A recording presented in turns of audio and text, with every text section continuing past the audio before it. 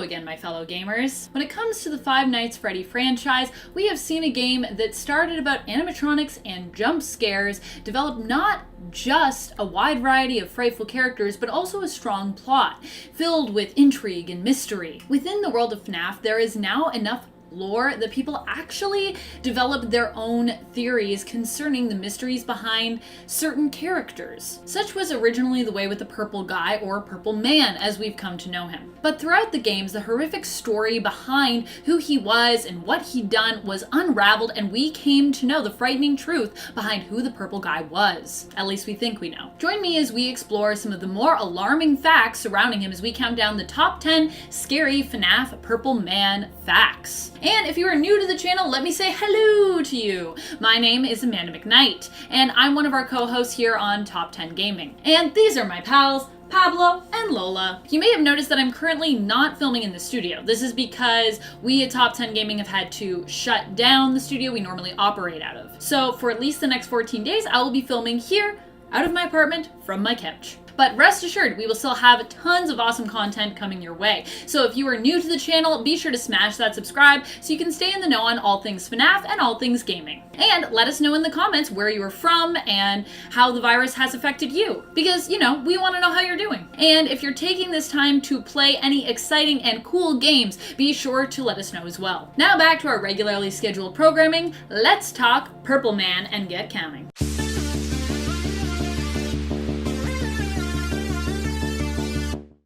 Number 10, William Afton. So, who is the Purple Guy, you may ask? There are a few theories surrounding this, but one is that he is the man known as William Afton. William Afton is the creator and operator of Afton Robotics Incorporated, which is pretty terrifying considering that is the company that supplied Fazbear Entertainment with their animatronics. Spooky? You bet. You get to visit Afton Robotics in the FNAF game's sister location. And at 9, it's a suit. While the Springtrap suit contains William's body, it is still a suit. The Golden Bonnie animatronic was a spring-lock suit, which as Phone Guide tells us is a specially designed suit that doubles as both animatronic and suit. Meaning that the spring-lock mechanics in the Golden Bonnie suit would retract like some form of even more complex Iron Man and create enough room for a person to climb inside and wear like your normal Chuck E. Cheese suit.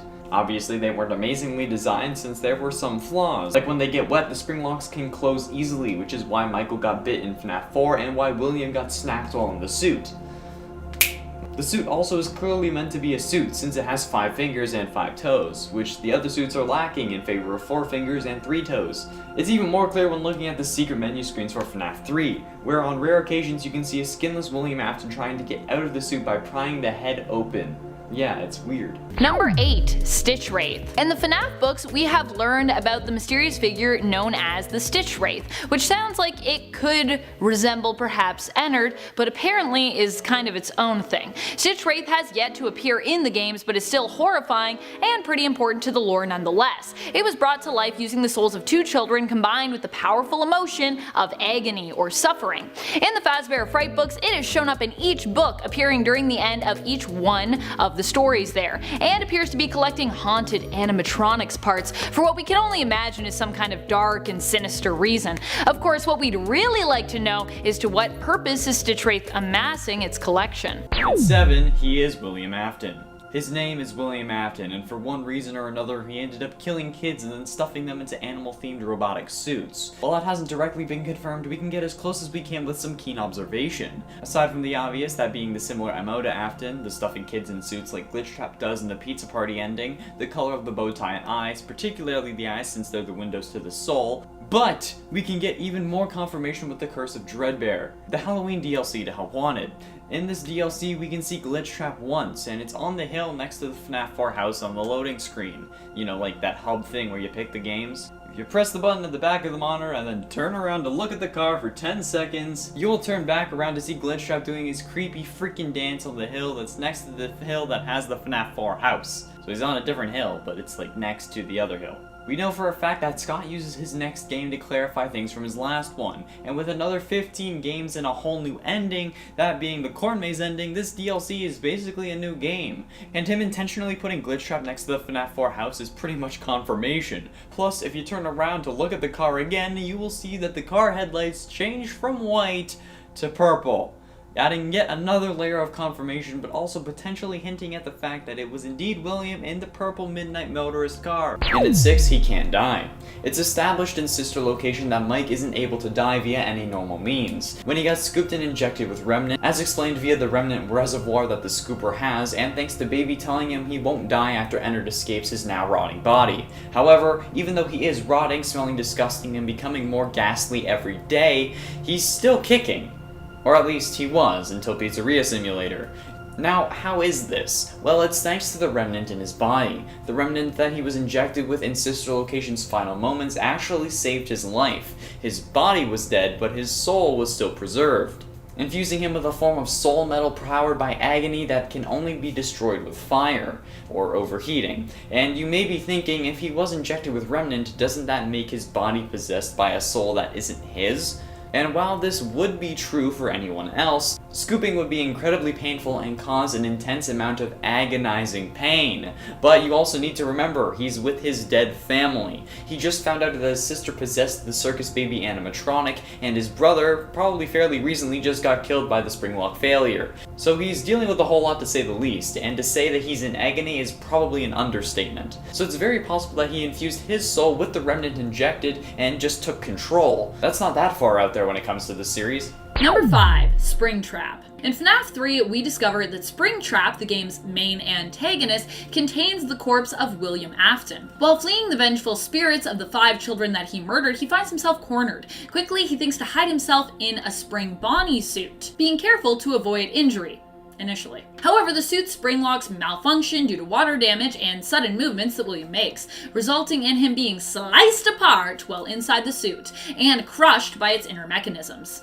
What a way to go. You can still see his remains through the tears in Springtrap's suit. And 4, Scraptrap. Scraptrap is the same as Springtrap. Pink guy is purple guy, is Springtrap, is Scraptrap, is William Afton. There's an entirely separate debate online that is along the lines of William is Springtrap but Michael is Scraptrap, or something like that, and it's just ridiculous. Why would that be true?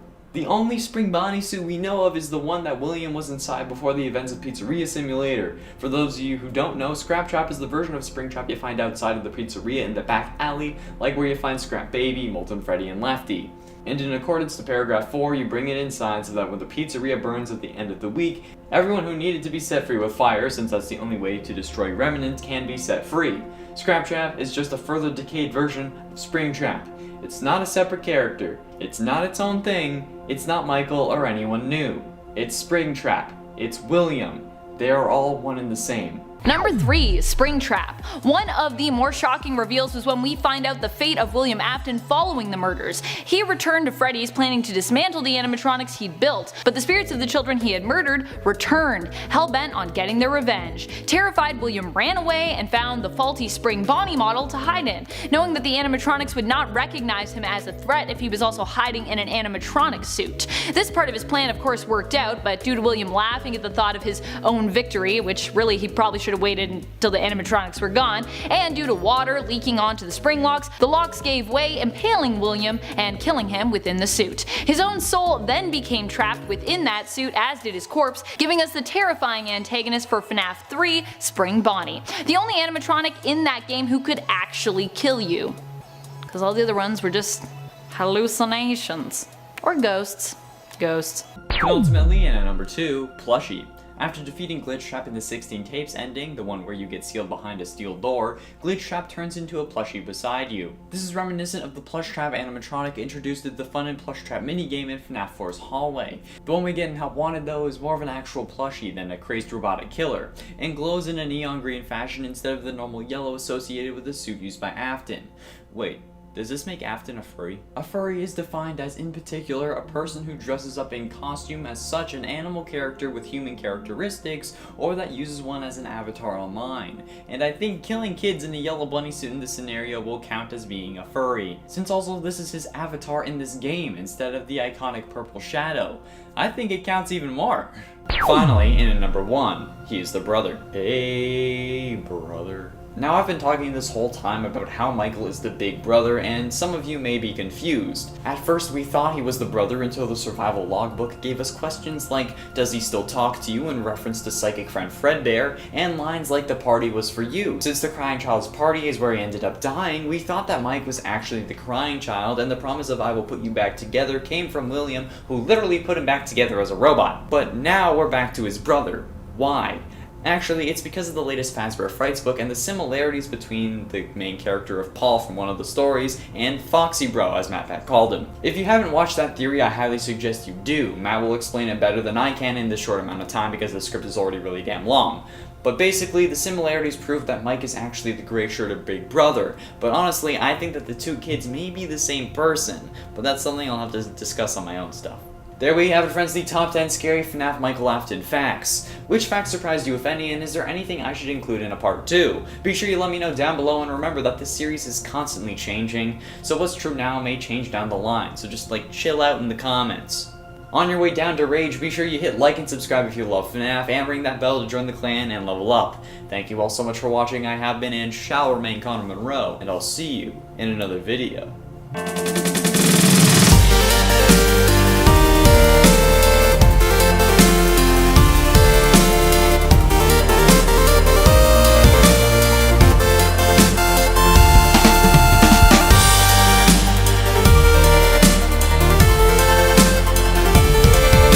Fnaf was made thanks to a terrible review on one of Scott's other games, Chipper & Sons Lumber Co. And thanks to that one review saying the characters looked like robotic and like animatronics, we received the highly praised series of Five Nights at Freddy's, much to our and Scott Cawthon's joy. That one review set in motion a chain of events that would change the horror genre and be an inspiration to us all, and while on some things we are still divided, the internet has, for the most part, come together in an effort to solve this obscure lore and cement certain things in fact. And we indeed have. Somewhat. Greetings gamers and welcome back to Top 10 Gaming. I'm your host Connor Monroe, and you don't need a parachute to go skydiving. You need a parachute to go skydiving twice. If you haven't subscribed yet, then what are you doing? Join us for daily gaming content and start with today's list of the top 10 FNAF Springtrap facts. Okay, roll the intro.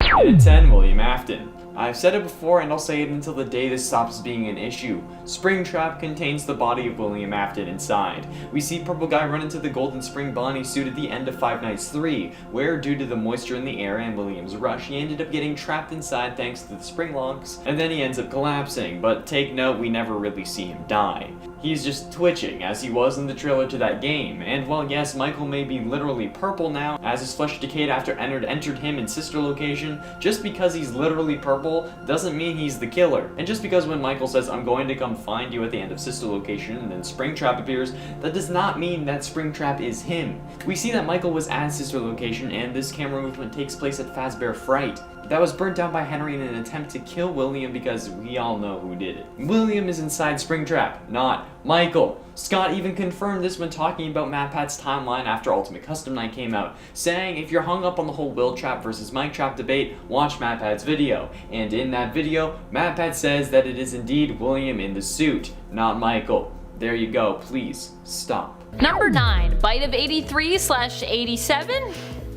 You decide which year it is. One of the most horrific and graphic revelations when we actually got to see one of, or potentially the only bite from the 80s revealed in FNAF 4. In a minigame, we see the crying child tormented by his older siblings and their friends. The young boy is celebrating a birthday at Freddy's and is frightened of the animatronics. Knowing this, his older brother makes him stand next to the Fredbear animatronic and then even puts his younger brother's head inside the animatronic's mouth. That is not safe, making his brother give the animatronic a big kiss. However, the animatronic malfunctions and his teeth and jaws clamp down on the boy's head, crushing his skull and, as we learn later, killing him. Some believe this should be known as the bite of 83 due to an advertisement seen in the minigame from 1983, whereas others think the bite lines up too closely with what we know of the 1987 incident, the bite of 87, for it to be a coincidence. What do you think? Which bite is this? Or are they both one and the same bite?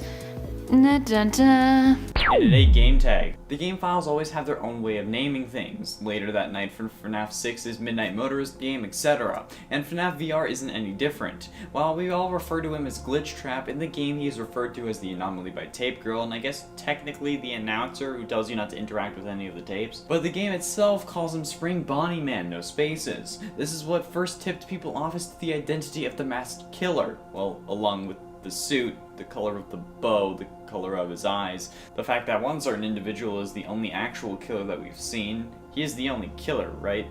The animatronics themselves don't count because they were made by him, so I'm pretty sure he was the only one. And at 7 moral differences. Now, while William and Mike may look alike, that's the only thing they have in common. Genetics aside, these people aren't related in the slightest. If you think about it, these two are the opposites of each other. One is corrupt and kills as a sacred nature, and the other is trying to repent, making up for his father's crimes as well as his own wrongdoings. We don't know why William started killing, it's all just speculation, but we know why Mike began hunting down the spirits of the children and started setting them free, to make up for his father's mistakes and to let his brother have the peace he deserves. The two characters juxtapose each other, and this is even more reinforced when you remember that they did look exactly alike, so much so that the animatronics actively tried to enact revenge on Mike, thinking that he's William.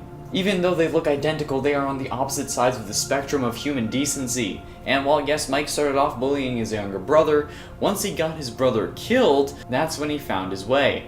It's sad, but at least they can rest now. Number 6. Serial killer. The Purple Guy has been confirmed as the murderer of at least 5 missing children throughout the games. In the first FNAF game, you discover that he was responsible for luring at least 2 children to the back room, who mysteriously then vanished. Later on in the franchise, you discover via mini-games that he also murdered a child outside of the pizzeria, and that a total of 5 children taken to the back room were killed and stuffed into animatronic suits. And at 5, lie lures. He had to lure kids into the back room somehow, right? So dressed in the Spring Bonnie suit, he told kids all sorts of things to get them backstage. We know he told Susie, the girl who would later possess Chica, that he had her dog that was actually still alive, as indicated by the bleeding dog carcass in the Fruity Maze minigame and the whole Chica the high school year scene where she says, "I told them someone ran over his dog," or something like that. He'll be mine by the end of the day. I just know it. I told him that someone ran over his dog in front of my house. So we know he lies to bring kids backstage, where he ends up killing them for, at this point, unknown reasons. Stuffs the bodies into the animatronics to hide them and then leaves like nothing happened. It's like that meme where Pennywise is talking to Georgie and he's like, "I have brand new Pokemon cards down here," and then Georgie crawls in. Like, you know the one? For me it would be something like, "I have information about Stephen Amell returning as the Green Arrow down here." Or like I once made one that said, "I have all the other Pokemon you can't get in Sword and Shield down here." And that one would honestly get me. Pokemon is the one game that shouldn't need a DLC, okay? Forgot this was a FNAF list. Number 4. Serial killer. Throughout FNAF 1, it's hinted that something awful happened at Freddy's. Well, actually, a lot of things that were awful happened at Freddy's, and it's later revealed that one of those awful things was a bunch of children that went missing. You later find out that these children didn't just go missing, but were murdered by none other than William Afton, dun dun dun, who is of course the inventor of these animatronics. Of course, we're still not sure exactly why William killed these kids, but the fact remains that he is the serial killer responsible, and it's even believed that helping to create the franchise and its animatronics was his own crazy way of creating his own horrific killing ground. And at 3, the plan. There is some form of overarching plan to the resurrection of William Afton. Like how seasons of TV shows have one main villain and then they deal with it over 20 episodes or whatever, while also dealing with the week-to-week villains. These games won't be different in that regard. Someone intentionally sought out the hard drives for the company to scan, potentially knowing that William left his consciousness inside. And William has some sort of plan in game, whether MapHat is right and it's trying to start a cult in his name, or if he uses your body to escape the game, or if he needs the souls of people with the original names of his victims. Think of the beta testers before you, Jeremy and Tape Girl, potentially named Susie. There is a plan in motion by the end of Help Wanted, but what is it? Only Willie knows, and he ain't talking. And at 2, Purple Guy. Remember how I mentioned earlier that people thought Mike was the killer? Well, that's because of Scott's old tricks. In the final scenes of Sister Location, where we see Mike walking along after his Ennard injection, we see him slowly get more purple and start to collapse, until eventually he is pure purple and so broken that Ennard has to evacuate faster than your Tinder date. He stood up after Baby said multiple times that he won't die, but this has caused a whole bunch of people to believe that he is actually the purple guy, that he is the killer.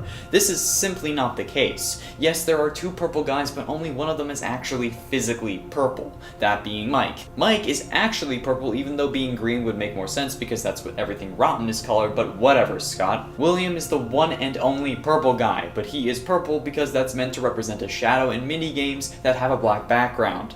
And in Atari-style games, purple was used to indicate shadows because in a way it's more realistic in some cases. It's hard to explain. They aren't the same person, I promise. Okay? As I said earlier, Scott confirmed it himself. Number 1, father versus son. After Michael Afton turns purple in the minigames we previously touched on, he starts to convulse and ends up vomiting out the parts of Ennard.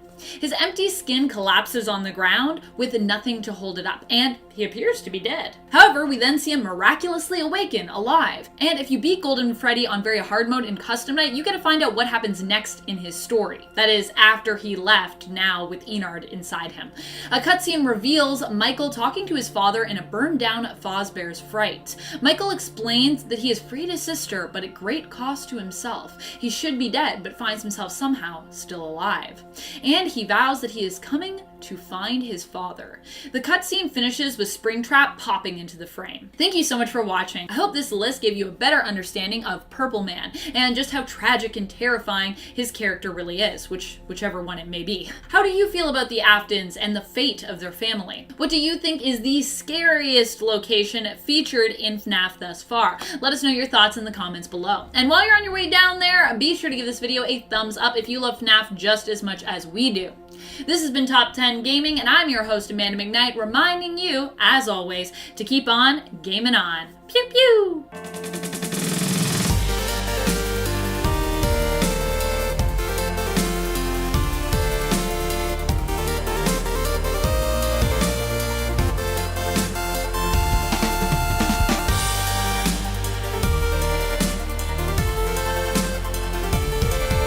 One of the most satisfying things about the Five Nights at Freddy's franchise is all the lore that has helped us to tie these games together. Now granted, the lore isn't perfect, and there still appear to be a lot of holes, but this is what makes each moment so much more exciting when we do find another piece of the puzzle, and something new is revealed to help us solve the mystery of Fnaf lore even more as time goes on. That rhymed. Welcome back, my fellow gamers. This is Top 10 Gaming, and I'm your host, Amanda McKnight. Today we're going to be reliving some of those wow moments we had with the games, and maybe even the books, as we count down the top 10 scariest FNAF lore moments. And if you love FNAF and want even more FNAF content, be sure to check out our Five Nights at Freddy's playlist over here for even more scary moments and facts. Scary facts moments. Number 10, the fate of Charlie. Through the minigames, we have learned that the puppet is another animatronic possessed by a spirit. It seems that the puppet is actually possessed by the soul of Charlie, Henry's daughter. Although this is a little confusing if we're factoring in what we know of Charlie from the books to try and tie that into one timeline. But if we just ignore the timeline part of it for now, which with FNAF I think is usually best, Charlie was Henry's daughter, a strong and independent girl who was killed during a visit to Freddy's restaurant, trapped outside, possibly having an allergic reaction and tragically dying out in the rain. Her spirit then went into a nearby animatronic, which happened to be the puppet. At 9, merging. One of the endings of FNAF VR has you merging with Glitchtrap, and while most of YouTube thinks that you and Glitchtrap are just switching places, that's not what merging means. I'm different. I actually listen. So if you take the actual definition of merging, meaning to combine, then the end of the game really shows us that we are in fact becoming one with Glitchtrap. Why does he need us? We don't know yet, but assumingly he will be the villain of the next FNAF game, so maybe we will learn more about it then. But basically, this point is that we are merging with Glitchtrap, not switching places with him. Sorry to burst your bubble, MatPat, but honestly, it kinda feels good. Just kidding, MatPat, I love your videos. Please don't block me. And at 8, mirror image. We learned from Mike's final monologue in Sister Location that Mike actually looks a lot like his father, saying the animatronics didn't recognize him at first, but then they thought that Mike was William, which explains why the animatronics are coming to kill us in the games and why the toy animatronics come after us in FNAF 2. Because we play as Mike in all those games. Because because since now they have William as a killer and they're all looking for him, but instead they find us, his son, Michael Afton, which kind of throws out the whole we aren't his son thing, unless you think about the crying child as the one who isn't the son. But in that case, he wouldn't say I'll put you back together, even though he could be someone else who says that, and who knows anymore. Not even MatPat, and we rely on MatPat to get these things right. At least I do. I rely on it. Notice me, senpai. Just comment in all the game theories. Tell him to check out Top 10 Gaming. Love you, MatPat. Don't copyright strike me. Number 7, Michael Afton. Michael Afton is William's son and Elizabeth's brother, who is also known by his nickname Eggs Benedict. In Sister Location, you play as Michael, who is revealed to be on a mission to find his sister and set her spirit free. However, Michael is tricked into entering the scooping room by Enard, who also has Elizabeth's consciousness within it. In the scooping room, you, as Michael, have your insides scooped out before Enard wears your skin like a suit, so that they may leave the facility and go out into the world. How lovely. It is speculated that Michael may also be the Purple Man instead of William, or maybe in addition to William? Could there be two of them? You decide. Number 6, Michael Afton becomes Mike Schmidt. During Sister Location, you play as Elizabeth's brother, Michael Afton, aka Eggs Benedict, as you become nicknamed by the malfunctioning hand unit. In the Sister Location minigames and during the main game that is Sister Location, we learn of your fate as Michael Afton after you are scooped out by Enard during the true ending. Enard remains with you, but we later find out as Michael's exterior continues to rot as time goes on, Enard eventually leaves Michael, being vomited up by him during the minigames where we see him become more and more rotten and eventually fully purple. Circus Baby, however, tells you even without any insides that you won't die. And somehow, miraculously, Mike Afton comes back to life. Just like that. It's then theorized that Michael Afton after this point became Mike Schmidt, changing his name and becoming the other Michael that we come to know as the protagonist in Fnaf 1. Halfway through at number 5, Stuffed. In the Pizza Party ending, assuming you don't have the Christmas update and are playing in VR, your only option is to follow Glitchtrap onto the stage, where we will promptly be killed and placed into a Freddy animatronic, where the game ends. But this couldn't have been the original ending, right? Glitchtrap must have changed it by being in the game. This is shown to us by the fact that he is an anomaly, something that isn't supposed to be in the game, something that Tape Girl tried to contain, but couldn't, something that the announcer in this game reminds us to ignore on a regular basis whenever we come out of the tape room. He's there by mistake, so why does he have such a big role in the game? He shouldn't. The ending was altered by Glitchtrap as indicated by the announcer repeating the words bye-bye until we fade to black. That sounded a hella off to me, as it was repeating itself because for some reason we weren't gone. Glitchtrap altered the ending to this game. The question is, from what?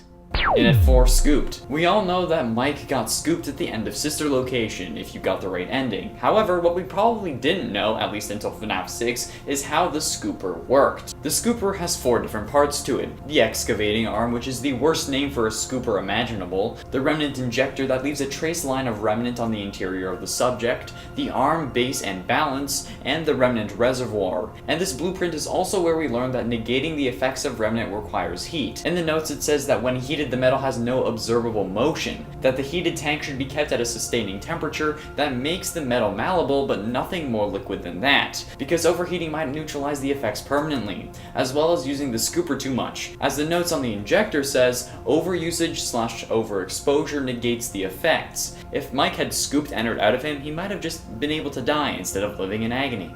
3, Ultimate Custom Night.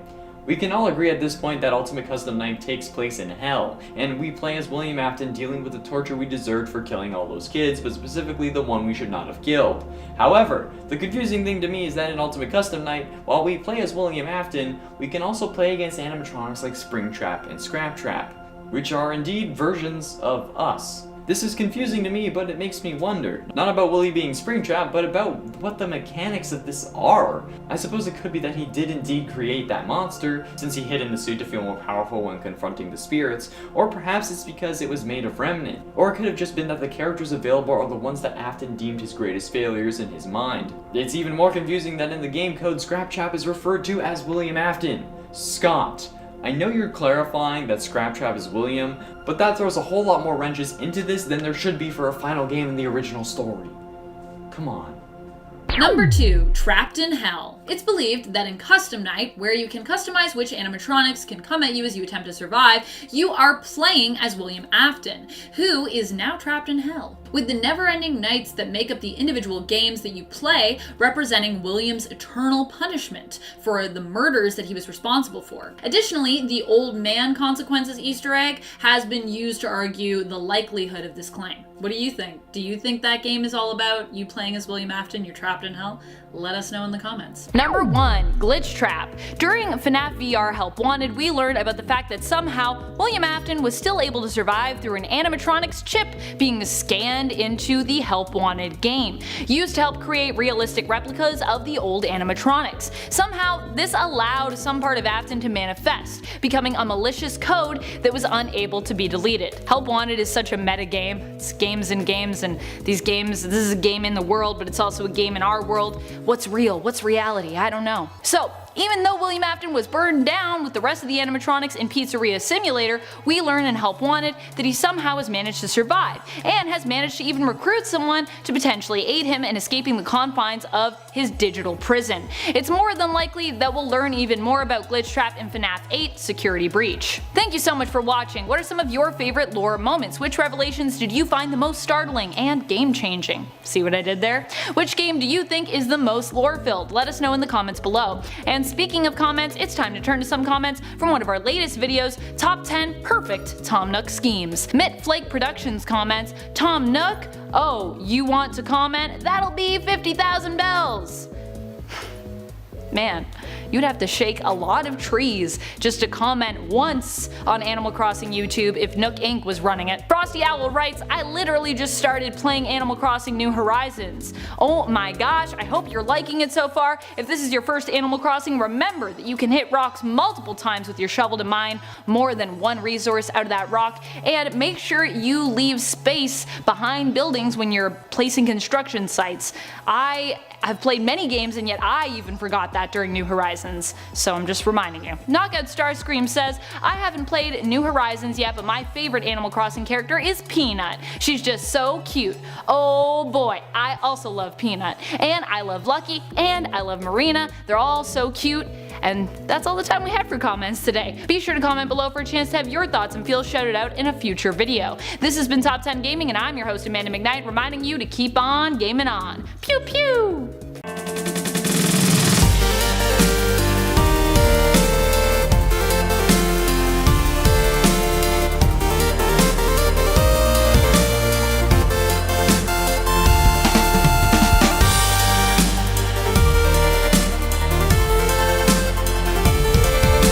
Glitchtrap is probably the scariest rabbit in the world, well, other than that one from Monty Python. Greetings gamers and welcome back to Top 10 Gaming. I'm your host Connor Monroe, and turning the other cheek means that you're taking the high road or soar. Glitchtrap is the main antagonist of the FNAF VR game Help Wanted, and has been compared to the likes of William Afton, the main killer of the series. But what about Glitchtrap makes him more interesting than his now damned counterpart? That's what we're exploring with today's list of the top 10 scary FNAF Glitchtrap facts. If you haven't yet, be sure you hit like and subscribe if you love FNAF so we can roll the intro.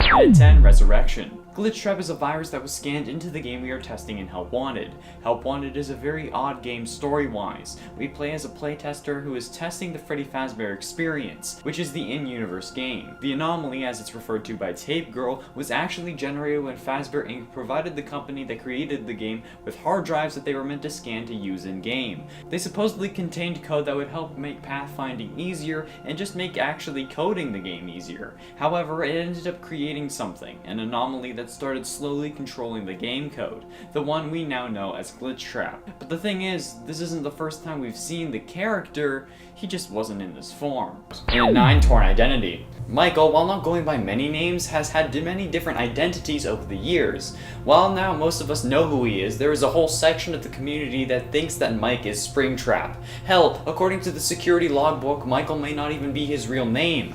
Over the years, Michael has gone by Foxy Bro, Crying Child, Purple Guy, Springtrap, and Mike Trap, but they have all been Michael Afton. We don't know why he may not remember his name, and we may not know for certain what's really going on in this series, but I can tell you that 100% he is not Springtrap, okay? Mike Trap is not a thing. Scott Cawthon confirmed it himself in reference to a MatPat theory about Fnaf 6, saying to pay attention to his take on the Mike Trap versus Will Trap debate, and Matt did in fact prove to us that Mike Trap is impossible, since when Purple Guy was first introduced in Fnaf 2, he had been able to drive since Fredbear's Family Diner, which Mike would 100% not have been old enough to do. Plus, if it was Mike in the Springtrap costume, he wouldn't have been able to set the souls of the other children free like he was doing, because he would have been trapped in the safe room. Number 8. Hostile animatronics. Not only did Purple Man potentially make the animatronics if he truly is William Afton, but he was also responsible for messing with the animatronics facial recognition software at Freddy's. In FNAF 2, it is revealed that this was tampered with after William complained about the working conditions of the night shifts, and was moved to the daytime shift as a result. During this time, children went missing, and the animatronics programming was altered to make them act hostile towards employees of Freddy's. I think you see what could have happened next there. And at 6, no clear motive. We know that William Afton is the Purple Guy and that he is the Springtrap and that he is the killer, but what we don't know for sure is why. We know his boy gets chomped and then he sets out to put him back together as a robot, but he was killing kids before that even happened. What we don't know is why he's doing it. We know he sets out to create more Remnant in an effort to unlock the secrets to eternal life or something like that after he discovers Remnant, but why did he start killing kids in the first place? Did one act like Wraith and just really piss him off? Was it just something he wanted to try? Is it some weird fetish? He clearly feels emotion since he felt sad after losing his son, sad enough to block out the woman Ballora represents from his life, but we don't know 100% why he killed Susie in the first place. Do you have any theories? Do you have any idea why he could have done it? Let me know in the comments, because figuring this one out may be the key to solving the rest of the lore that we haven't really figured out already. And at 6, the suit. The suit that Glitchtrap wears wears the right word? Like, I mean, he is literally confirmed to be a video game entity, and they can't really wear stuff. The Glitchtrap suit seems to be fairly reminiscent of probably the first suit that Afton wore while working with or testing suits for Fazbear Inc., since he was on the robotic side of things and Henry was the creative and business side. Because obviously before they had spring-lock suits, they had to have normal suits. Notice the stitching around his joints and the 5 fingers, showing that someone would have had to be inside. Plus, the suit looks nothing like the Bonnie we know today, be it the normal Bonnie or hell even Springtrap. Those all have open joints unless it's a plate along the elbow, and not as many fingers if it's not one of the 2 suits that double as both animatronic and suits. So clearly old Willie Afton learned his lesson about those spring locks. Time to go back to basics, I suppose. Halfway through and at number 5, Burn. However, despite his ultimate soul power, he eventually does die during the fire in FNAF 6, also known as Pizzeria Simulator, where Henry gives his final monologue to close out the first 6 games, or the Purple Guy saga, or at least we thought. We then see him return in the form of Glitchtrap in FNAF VR, but that's a whole other video. And literally, we did a top 10 scary Glitchtrap facts, so you should go check that out too. After this, of course. But as I described my last number, the only way he could die was through burning, which Henry makes sure of when he burns the joint to the ground with William, Baby, aka Elizabeth, Molten Freddy, aka Ennard, Lefty, containing the puppet, aka Charlotte, Henry's daughter, and you playing as Mike inside. The only question I have about this is, did we know we were gonna burn down? Obviously, we wouldn't be talking about it outright with Henry since, you know, arson is illegal, and if anyone were to stumble upon their operation, special obligations under paragraph 4 sounds better than you found an animatronic we need to burn. Especially when you take into account that these animatronics are possessed and have minds of their own. They don't want to be destroyed. So it would make sense as to why they'd keep it secret, but it could be Henry keeping secrets from us as well. I personally always thought that we knew that we were gonna burn and that we had just accepted it because we'd get to see our family again and they'd be put to rest. Also because, you know, we're a walking hunk of rotting flesh that was used as a meat suit for a robotic endoskeleton, and I don't think there's a therapy for that. Number 4, Scraptrap. Scraptrap is a far more frightening iteration of Springtrap. This version appears in Freddy Fazbear's Pizzeria Simulator. The suit now appears to have even more tears and has a more withered looking appearance, missing a limb, and with more tendons belonging to the corpse within it visible. Getting close to the end in number 3, he killed his brother. This is a fairly obvious thing, but this is also one of the most horrifying things imaginable.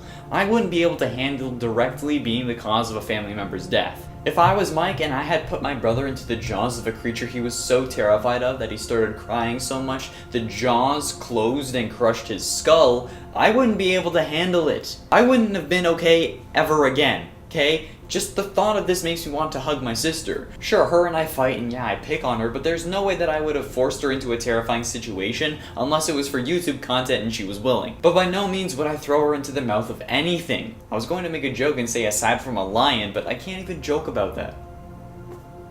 That sucks. And 2 names. Springtrap has gone by many names, some being before the name was known, like when the Five Nights 3 trailer came out, some being just simple mistakes. However, they all existed, and technically you could also say that Springtrap went by all the names that the Purple Guy did since they're the same person, but I'm going to ignore that. Springtrap has also been known as, well, Springtrap, William Afton, Michael Afton, Scraptrap, Spring Bonnie, Golden Bonnie, and most interestingly, Hybrid. This name was brought on when the trailer for Five Nights 3 was released, and technically it was right. The fans assumed that Hybrid was in fact a hybrid of all the toy animatronics which he used to build himself, which could have been the inspiration for creation from The Joy of Creation. But in fact, Springtrap is just a hybrid of human and animatronic suit, not being entirely one or the other, hence why I refused to put him in the scariest animatronics list, especially since I don't really find him that scary. But Amanda put him on when she took apart, but despite that, I still stand by my viewing. I stand by my reasoning, okay? He's not entirely an animatronic. He's still in the suit. We never see him die. Finally, in at number 1, oldie but a goodie.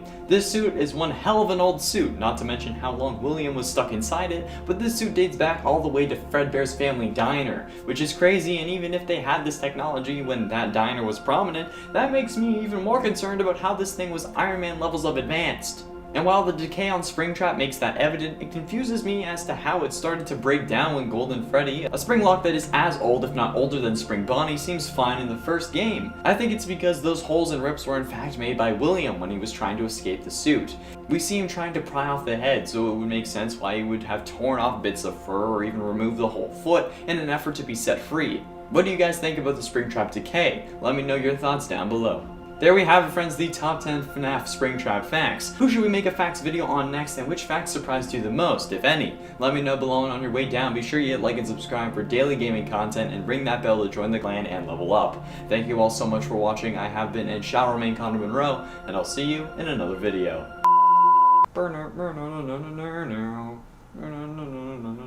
Something like that, fuck.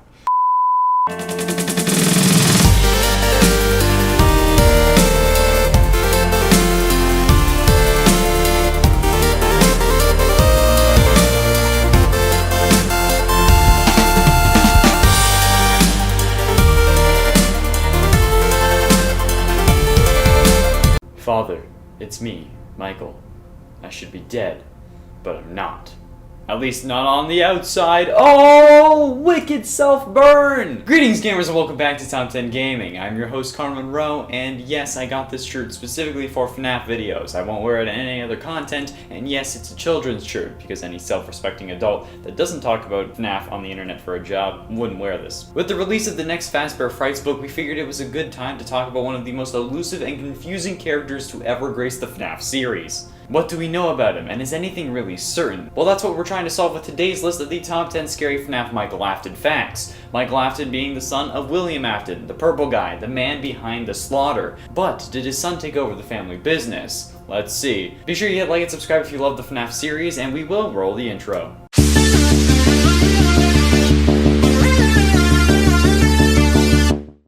In a 10 soap opera. One fun fact about Michael Afton, actually I don't know if this is fun or if we should actually be afraid, is that he loves the soap opera The Immortal and the Restless, a vampire parody of The Young and the Restless, and I'm assuming Twilight maybe, because of the vampires. I don't actually know where Scott stands on the franchise. Anyway, I'm not sure if we should be amused by his constant watching of the show or afraid, since him watching that show keeps his attention so bad that he doesn't hear Ennard come into his house, and he's just able to crawl in front of the TV while Michael just sits there. No running, no surprise, he just sits there watching Immortal and the Restless. People also seem to think that this is alluding to Michael's relationship with William, saying potentially that the child isn't his. I mean, that is a possibility, but what if it's true, and when William found out he killed the mother, hence why she isn't around? But that doesn't really make any sense, because if he was willing to kill the mother, he wouldn't have kept the kid. Either way, the way Michael gets distracted by a soap opera is scary. Not because it's a soap opera, because he's so distracted he doesn't hear 7-foot tall animatronic walking into his house. Number 9, Elizabeth. Elizabeth Afton is the young daughter of William Afton and the sister to Michael Afton. William created Circus Baby for her, and she is a minor character in the Sister Location game. She wanted to play with Circus Baby, but her father told her to stay away from the animatronic due to it not being deemed safe enough yet for his daughter. However, when her dad wasn't looking during a birthday party, she snuck off to play with Circus Baby and was lured away from the other children with ice cream that Circus Baby gave her. Circus Baby killed little Elizabeth with a claw that burst forth from her chest. Unfortunately, no one could hear Elizabeth's screams for help over the loud cheering and squeals of delight coming from the other children who were excited over the other animatronics. Ooh. It had a secret room. All Freddy Fazbear locations had a secret room, a room that was secret because it was invisible to the animatronics, meaning that while every other room was programmed into their pathfinding, this room wasn't, and because it was never mentioned to any customer. Only employees that were around before they sealed them up. Why did they seal up these rooms? Because William Afton was stuck inside one, and if they just closed the one, that would look kinda suspicious. Use twitching in the Spring Bonnie suit. This is seen in the Fnaf 3 final minigame where we see William run into the suit and then collapse. This is the safe room as indicated by the fact that the Shadow Freddy can find it, but you as an animatronic are physically unable to enter because your pathfinding doesn't allow it. William uses this to hide inside and then dismantle you as you try to find him, but he ends up unintentionally releasing the spirits of the children he killed. After he gets snapped in the suit, they fade away, but are only really put to rest when you get the good ending and give Golden Freddy the party she wanted, even if it's not enough for her to let go, which is kinda salty. I mean, like, it must have been a really bad cake. Come on, puppet. Chop chop. And it's 7, no head. So no head? The suit doesn't have an endoskeleton head, get your mind out of the gutter. It's actually impossible for it too, since even with the crazy advanced tech that these places have, you cannot move an endoskeleton head as they are presented in the games away enough for a normal head that just barely fits inside to fit inside. This is also shown in the menu screens when William is trying to remove the Springtrap head. There is no form of robotic head present. It's his eyes and his meat. How on earth would the face operate in the Springlock suit if there was no proper head? Is it just a different form of robot or like a different arrangement of parts to get everything working more efficiently? Because if that's the case, why isn't that the case with every animatronic? If it costs the company less to manufacture, I'm sure William would be fine with it if not encourage it, since he gets his daily fill of child murder and he saves a little bit of money on the side, so might as well. Well, maybe it's more expensive, but if that's the case, I'm sure it's easier to just make a separate suit than paying extra for a specially designed suit that doubles as both animatronic and suits. Like, just make a separate one. You can still kill kids. Number 7, the fate of Elizabeth Afton. Sister Location in my mind was one of the biggest for lore moments because it just gave us so many important revelations. It and Pizzeria Simulator for me are really the standout games for lore moments. In Sister Location, it's implied and sort of revealed that William Afton had a daughter, Elizabeth. He made the animatronic Circus Baby for his daughter, but apparently would not let Elizabeth play with Baby because he felt it was just too dangerous. This was likely because he'd made it to basically be a murder bot, or because he knew it just could be potentially dangerous and it could malfunction. I don't know why, of course, you'd make a murder bot for your daughter, but hey, I don't think any of us have ever thought William would stand a chance at winning any awards for parenting, am I right? Elizabeth manages to sneak away from her father and the other children, finding herself alone with Circus Baby, who, as expected, murders her, luring her with ice cream. Sweet, sweet ice cream. Elizabeth's soul then becomes trapped in Circus Baby, changing Baby's eye color from blue to green. Number 5, Remnant. Considering that the revelation of the importance of Remnant was also attached to the scooper we saw used in Circus Baby's entertainment and rental in FNAF Sister Location, the substance itself is involved in a pretty scary and important lore moment. Remnant also appears in Special Delivery and is used there to power up your animatronics, in a sense, giving them life. It seems to be the life essence of the animatronics in the games. Based on what we know from the games, this implies that Remnant is basically a soul or a collection of souls, but in the books it's even implied that Remnant could be created out of intense distilled emotions, such as primarily suffering and agony. And for fan name, it's actually kind of ironic. I've been calling him Glitchtrap this whole time, but the name was actually given to him by fans. There is no canon source that refers to him as Glitchtrap in-game. Tape Girl calls him the Anomaly, the game code calls him Spring Bonnie Man, and there are no references to Glitchtrap anywhere else in the game files. It was actually a name given to him by the community due to the similarities between him and Afton, because at that point we only thought he was Afton, but we couldn't be sure. This is also the only point where we actually physically see Afton in-game. We've seen Purple Guy in Springtrap, but those were only shadows and a hardly alive version of him. This is the closest we get to seeing his real proportions and really seeing how he is built in the eyes of Scott Cawthon, and thinking of that is pretty terrifying. Number 3, rotting away. Part of the reason why some think that Michael Afton could be the Purple Man is because of the color of his skin. The purple color is speculated to represent his skin rotting away following the scooping room incident in Sister Location, while Michael's consciousness lives on within. In many games within Ultimate Custom Night, we witness what happened to Enard and Michael after leaving the facility.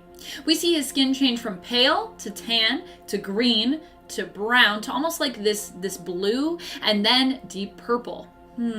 Number 2, freeing the souls. At the end of Pizzeria Simulator, we learned that we have unknowingly been running the pizzeria for a greater purpose that was previously unknown to us. Our boss, who we suspect to be Henry, which was William Afton's partner, has hired us, Michael Afton, as the manager of this pizzeria so that we would lure in all the evil and possessed animatronics. Once all gathered, our boss reveals that now it's time to end the cycle of bloodshed and let go and move on from the tragedy tied to Freddy's franchise. He urges the animatronics there, including a version of Circus Baby and William Afton's Springtrap, to be still and give up your spirits. They don't belong to you. Thus seemingly ending the murderous rampage of so many villains that we'd known, and in theory ending his own life as he is nearby, and the life of you, the manager, Michael Afton, when he burns the pizzeria to the ground. Finally, in at number 1, voice line. Now, with a full game like Fnaf VR, there is bound to be plenty of lines of dialogue. In the original game, Scott was the phone guy himself, obviously, which cut back on costs. But Ultimate Custom Night is really where the voice department had an expanded budget thanks to Scott's mattress full of money from the other games in the series, and all those facial tissue sales. But when it comes to Fnaf VR, we didn't get as much. We got the announcer from Pizzeria Simulator, we got Tape Girl, and we got Scott as phone guy again with the typical grunts and moans from the other games in the series. But one character who was distinctly lacking in voice lines was the main antagonist of the game, Glitchtrap. Out of everything that's happened in the game, he really only has one line of voice dialogue, yeah, and it's only heard if you beat him during the 16 tapes ending. He opens the door, shushes you, and then walks back into the darkness behind him. Out of all the times we see this character or he's mentioned, the only time we hear him speak is him telling his victim to shut up. That's hella creepy if you ask me, and a fitting line for such a terrifying and iconic character. There we have it, friends, the top 10 scary Glitchtrap facts. Which of these facts surprised you the most, and do you have anything I missed? Be sure you let me know down below, and while you do that, I'll read out some more comments from previous videos. Bad Boo Adventures says, I have a sword. I want to put it on my wall. I don't know why I have it though. Do any of us really know why we have swords? I have a sword because, well, it's a sword! Veronica Isaiah said, my favorite part of the video is keep on gaming on pew pew. That's not even my thing. Why'd you gotta comment this on my video? Like, that's just salt in the wound, man. Why can't your favorite part of the video be looking at my wonderful face? Minecraft Appalachian said, could you join my Minecraft server tomorrow night? Considering how this was a few days ago, I'm gonna say probably not, but drop the IP, as long as it's not your actual computer IP. You don't want to put that out into the universe. Just do it if it's actually like a public server with a separate IP. And the version, and maybe I'll just try to hop on. I play Java Edition like an OG, so if it's a Bedrock server, I won't be able to help. Or you can message me the info on Instagram and I'll see what I can do. That's all we got time for in today's video. If you enjoyed, be sure you hit like and subscribe for daily gaming content and ring that bell to join the clan and level up. Thank you all so much for watching. I have been and shall remain Connor Monroe, and I'll see you in another video.